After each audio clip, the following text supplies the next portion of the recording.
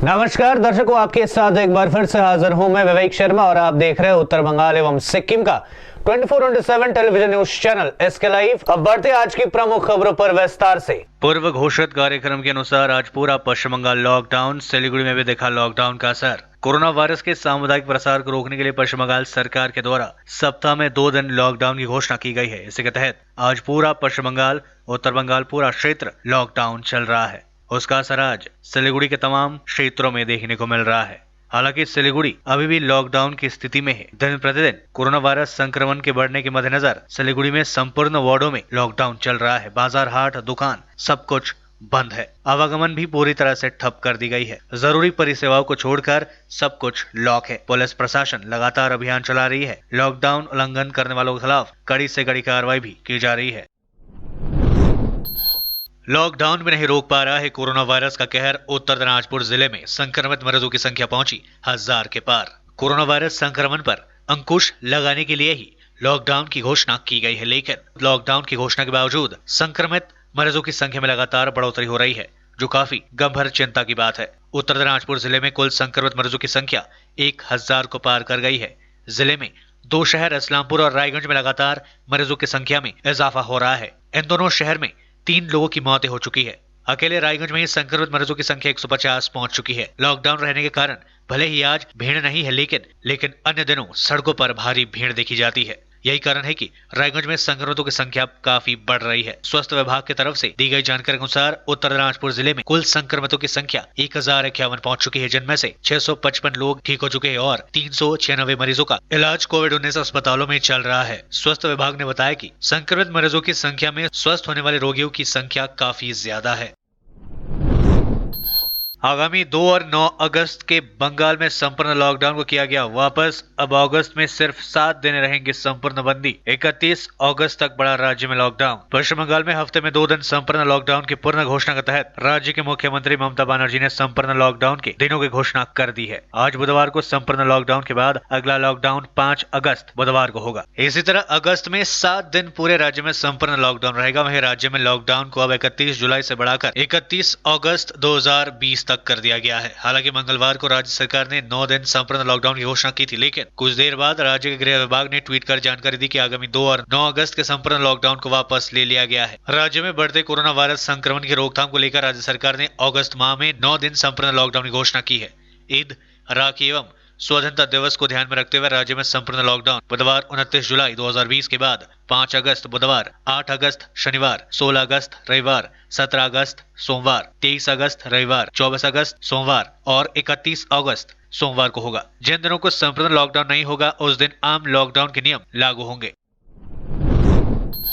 देश में कोविड-19 संक्रमितों का आंकड़ा पहुंचा 15 लाख के पार। पिछले 24 घंटे में 48,512 लोग संक्रमित मिले। केंद्रीय स्वास्थ्य एवं परिवार कल्याण मंत्रालय की ओर से जारी आंकड़ों के मुताबिक पिछले 24 घंटे में 48,512 नए मामले सामने आए और 778 लोगों की मौतें हुई है। इसके बाद देश भर में कोरोना पॉजिटिव मामलों की कुल संख्या 15,31,669 हो गई है, जिनमें से 5,09,447 सक्रिय मामले हैं। 9,88,029 लोग स्वस्थ हो चुके हैं या उन्हें अस्पताल से डिस्चार्ज कर दिया गया है और अब तक 34,193 लोगों की मौतें हो चुकी है। भारतीय चिकित्सा अनुसंधान परिषद आईसीएमआर की ओर से जारी आंकड़ों के मुताबिक देश भर में 28 जुलाई तक परीक्षण किए गए कोरोना नमूनों की कुल संख्या 1,77,43,740 है, जिनमें से 4,08,855 नमूनों का परीक्षण मंगलवार को ही किया गया है।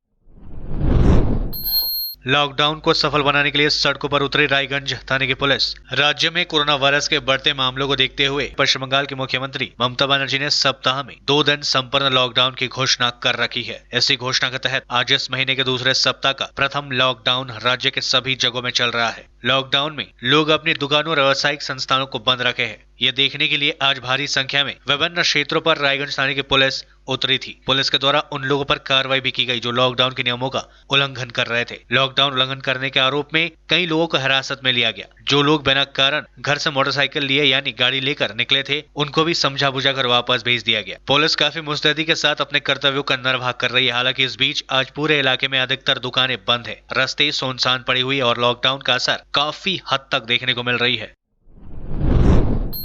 नकली नोटों के साथ तस्कर गिरफ्तार। मालदा जिले के वैष्णो नगर थाने की पुलिस ने नकली नोटों के साथ एक तस्कर को गिरफ्तार किया है। पुलिस ने बताया कि खुफिया जानकारी के आधार पर वैष्णो नगर थाने के पीटीसी मोड़ इलाके में अभियान चलाकर नकली नोटों के साथ तस्कर को रंगे हाथों गिरफ्तार किया गया। तस्कर के पास से 52,000 रुपए के नकली नोट बरामद किए गए हैं। ये सभी नोट 2,000 रुपए के हैं। पुलिस ने बताया कि तस्कर का नाम सद्दाम शेख है। वह वैष्णव नगर थाने के शोभापुर इलाके का रहने वाला है। उसके पास से 2000 के 26 नोट बरामद किए गए। पुलिस घटना की जांच शुरू कर दी है। लेते हैं थोड़ा सा ब्रेक, फिर मिलेंगे ब्रेक के बाद।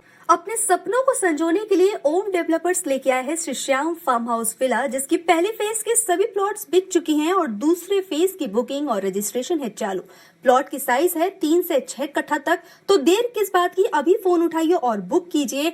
Shri Shyam farm house villa, Phulbari. Contact number 9609784045 या 9733036000। बहुत जल्द इसके तीसरे फेज की प्लॉट भी लॉन्च होने जा रही है। Wonderful place of education. ICFI University, Sikkim. Committed and dedicated faculty, career-oriented programs, comprehensive mode of learning, vibrant campus life, extracurricular and co-curricular activities, cultural programs will give you wings to your creative thoughts. Enter with aspiration, get educated with inspiration, acquire a wonderful career with perfection. ICFI University, Sikkim. कक्षा 10वीं और 12वीं के बच्चों के लिए है सुनहरा मौका। 10वीं के बच्चों के लिए है पैरामेडिकल कोर्स और 12वीं के लिए है मेडिकल कोर्स। किफायती फीस व बैंक की सुविधा के साथ विभिन्न डिग्री डिप्लोमा है उपलब्ध। सभी स्ट्रीम के बच्चों के लिए खुली है state nursing council and Rajiv Gandhi university and health science and paramedical board, government of Karnataka से मान्यता प्राप्त Adan paramedical and nursing college. Contact number 8016235569, Champasari, Siliguri. आज जहाँ कोरोना से सभी परेशान, हम लाए हैं कमाने का तरीका आसान। 21वीं सदी में महिलाएं आत्मनिर्भर होकर स्वाभिमान के साथ जीना चाहती है। अगर आप एक गृहिणी हैं और घर से ही मुनाफे वाला व्यवसाय करने का सोच रहे हैं, तो आपके लिए सुनहरा मौका लाए हैं टपरवेयर के सिलीगुड़ी स्थित पूरे नॉर्थ बंगाल के डिस्ट्रीब्यूटर नारायणी पार्टी सेल्स। तो सोचिए नहीं, स्क्रीन में दिए गए नंबर में संपर्क कीजिए और विस्तृत जानकारी लीजिए। घर बैठे पैसे कमाए, आज ही फ्री मेंबरशिप लीजिए, अपने सपनों को पूरा कीजिए। मुश्किल की इस घड़ी में आपका साथ ही सिर्फ टपरवेयर के लिए एसके लाइव ही बेस्ट ऑप्शन है। एसके लाइव का इस क्षेत्र में 24 घंटा टेलीविजन, एंड्रॉइड ऐप और वेबसाइट पर प्रसारण होता है। सोशल मीडिया पर भी हम उपलब्ध हैं। हमारी व्यूवरशिप 9 लाख से अधिक है। सिक्किम, हैथवे और NXT डिजिटल पर, दार्जिलिंग और कालिम्पोंग में दोनों हैथवे और CCN सेटअप बॉक्स पर, क्लामपुर से लेके मैनागुड़ी हैथवे पर, सिटी केबल पर सिलीगुड़ी और आसपास, नक्सलबाड़ी से पानी टंकी तक NXT डिजिटल में। तो सोचिए नहीं, कॉल करें 7908554308। ब्रेक के बाद आपका फिर से स्वागत है। बढ़ते हैं खबरों की तरफ। पश्चिम बंगाल में बिगड़ते जा रहे हालात। एक दिन में कोरोना के 2134 नए मामले आए सामने। अब तक राज्य में 62,000 से अधिक लोग हो चुके हैं संक्रमित। देश में कोरोना के बढ़ते मामलों के बीच पश्चिम बंगाल में भी तेजी से यह महामारी फैल रहा है। पिछले 24 घंटे में 2000 से अधिक मामले सामने आए हैं। मंगलवार को स्वास्थ्य विभाग की ओर से जारी मेडिकल बुलेटिन के अनुसार 2134 लोग संक्रमित हुए हैं, जबकि एक दिन में 38 लोगों की मौतें हुई है। कोरोना के बढ़ते मामलों के बीच राहत की बात है कि राज्य में रिकवरी रेट 65.62 से बढ़कर 66.74% पर पहुंच चुकी है। राज्य में जांच को भी धीरे धीरे तेज किया जा रहा है। पिछले 24 घंटे में 17,021 नमूने जांचे गए हैं। बुलेटिन के अनुसार राज्य में अब तक 62,964 लोग संक्रमित हो चुके हैं, जबकि 1,449 लोगों की मौतें हो चुकी है। अब राज्य में 19,493 सक्रिय मामले हैं, जिनकी चिकित्सा चल रही है। इसी के साथ ही एक दिन में 2,105 लोग ठीक हुए हैं। इन्हें लेकर अब तक 42,022 लोग कोरोना को हरा चुके हैं। वही संक्रमण की दर 7.40 से बढ़कर 7.50% हो चुकी है। कूच बिहार में कोरोना वायरस के 11 नए मामले, कुल संख्या पहुंची 523। कूच बिहार जिले में कोरोना के 11 नए मामले सामने आए हैं। जिला शासक पवन कदिया ने यह जानकारी दी। उन्होंने बताया कि 11 नए संक्रमित लोगों में 6 कूच बिहार सदर इलाके के रहने वाले हैं। इसके अलावा दनहाटा के 3, माथाबांगा में 1 एवं तूफानगंज में 1 व्यक्ति पॉजिटिव पाया गया है। साथ ही उन्होंने बताया कि 5 कोरोना संक्रमित मरीज स्वस्थ होकर घर लौट गए हैं। इसके साथ ही 153 सैंपल्स की जांच रिपोर्ट नेगेटिव आई है। जिलाधिकारी ने कहा कि जिले में कोरोना के कम्युनिटी स्प्रेड को रोकने के लिए प्रशासन की ओर से कूच बिहार, माथाभंगा व दिनहाटा में लॉकडाउन लागू किया गया है। इसके बावजूद कूच बिहार महकुमे में तेजी से कोरोना वायरस के मामले सामने आ रहे हैं। इस बीच कूच बिहार, माथाभंगा, दिनहाटा शहर में लगातार लॉकडाउन चल रहा है। पुलिस लॉकडाउन तोड़ने वालों के खिलाफ लगातार अभियान चला रही है। गौरतलब है कि कूच बिहार में अब तक कोरोना मरीजों की कुल संख्या 523 पहुंच गई है। इसमें से 395 लोग स्वस्थ होकर अपने घर वापस लौट चुके हैं, जबकि 134 एक्टिव मामले हैं।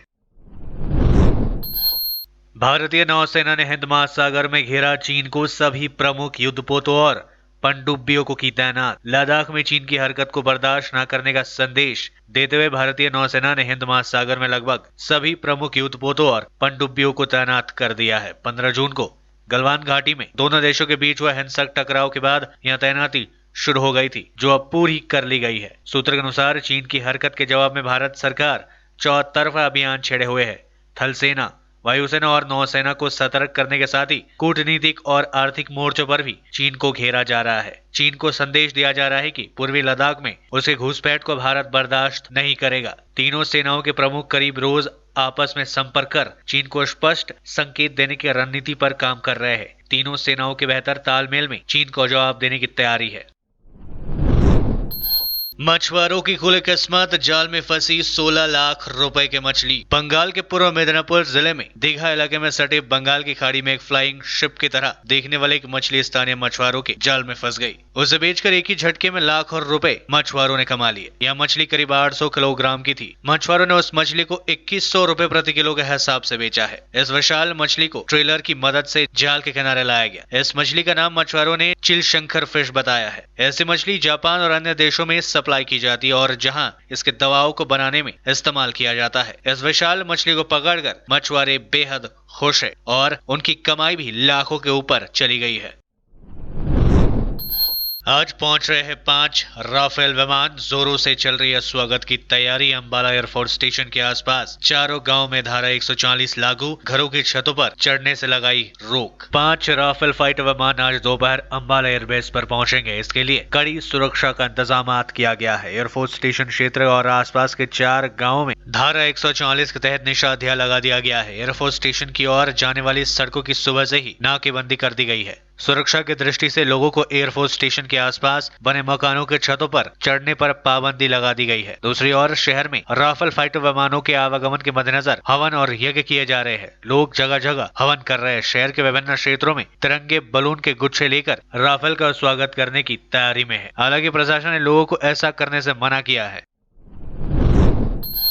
दुनिया में कोरोना वायरस से संक्रमितों की संख्या पहुंची 1.68 करोड़ के पार। इटली में लॉकडाउन 15 अक्टूबर तक बढ़ाया गया। चीन में 3 महीने बाद सबसे ज्यादा नए मामले सामने आए। दुनिया में कोरोना वायरस से अब तक 1,68,93,293 संक्रमित मिल चुके हैं। इनमें 1,45,06,371 लोग ठीक भी हो चुके हैं। वहीं 6,63,465 लोगों की मौतें हो चुकी है। ये आंकड़े www.worldometer.info कोरोना वायरस के मुताबिक है। इटली ने लॉकडाउन का समय सीमा 15 अक्टूबर तक बढ़ा दिया है। प्रधानमंत्री जूसेफ कांटे ने बढ़ते मामलों को देखते हुए संसद में पाबंदियां बढ़ाने का सुझाव रखा था। मंगलवार को संसद के ऊपरी सदन में इस पर चर्चा होने के बाद ऐसे मंजूरी दे दी गई है। चीन में पिछले 24 घंटे में 101 नए मामले सामने आए। अप्रैल के बाद सबसे ज्यादा मामला है। नेशनल हेल्थ कमीशन ने इसकी जानकारी दी। 24 घंटे में 16 मरीज ठीक होकर अपने घर जा चुके हैं। 391 मरीजों का अभी भी इलाज चल रहा है। इनमें 20 की हालत गंभीर बताई जा रही है। चीन में संक्रमण के 83,959 मामले सामने आए हैं, जबकि 78,934 लोग ठीक हो चुके हैं। 4,634 लोगों की मौतें भी हुई। आज के लिए बस इतना ही। तमाम विशेष खबरों के लिए बने रहिए एसके लाइव के साथ।